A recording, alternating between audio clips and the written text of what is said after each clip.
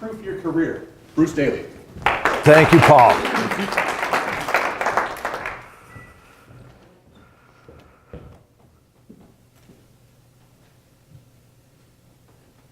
So the future is really coming at us fast.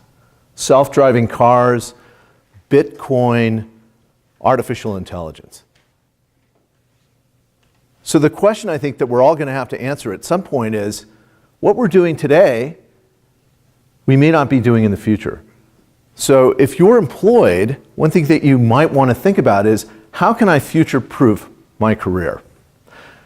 I think that's possible, and I think the solution to it is to look at problems in a different way.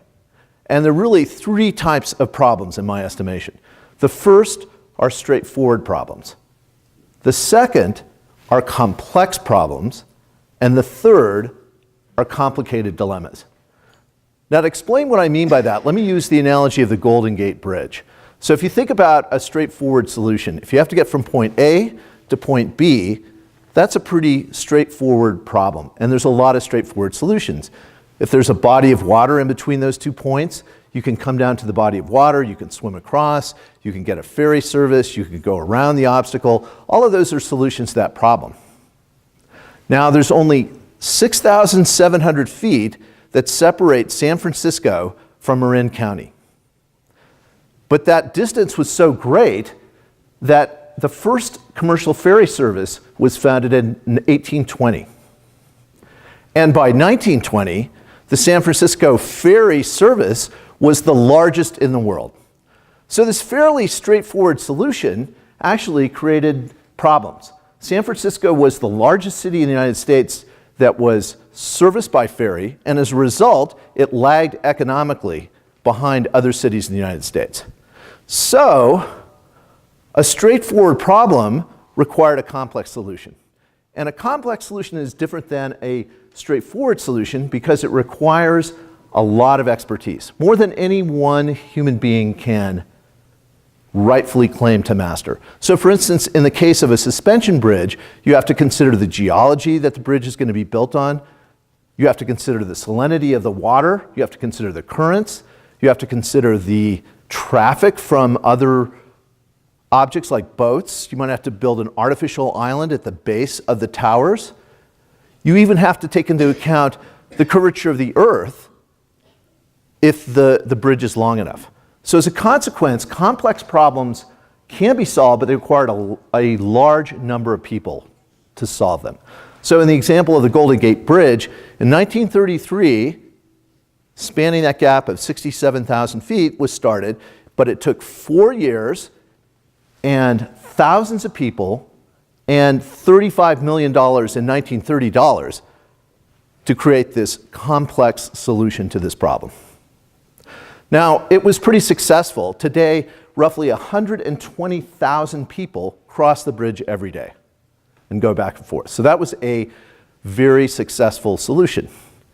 Unfortunately, complex solutions often create complicated dilemmas. And the complicated dilemma in the case of the Golden Gate Bridge is that people want to jump off of it. So a complicated dilemma is something that's unpredictable. It's something that is rooted in the quirks of human nature. It's something that there is really no straightforward solution for. So from 1933 until 2012, roughly 1,600 people have jumped off the bridge. And it is only second in the world. It's the second most popular place to do that after a bridge in China. And obviously that's something I think that we want to prevent, because the pain that causes the people who survive. And the managers of the bridge have tried everything straightforward solution they could think of. They built barriers. They have cameras that monitor the bridge. They have patrols that look for people who they think might be suicidal. Despite that, one person jumps off the bridge about every 2 weeks, even today. Now, the most effective means of preventing that has really turned out to be iron workers. So the bridge employs people whose job it is to go out and repair different parts of the bridge, and they are used to high heights like our friend Brooke, and they have the equipment and they have the training to really go out and engage with people and talk to them and in some cases wrestle them down.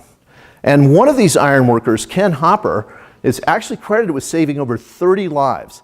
So in his spare time, he goes out and he'll climb out onto the bridge and convince people that it really isn't worth it.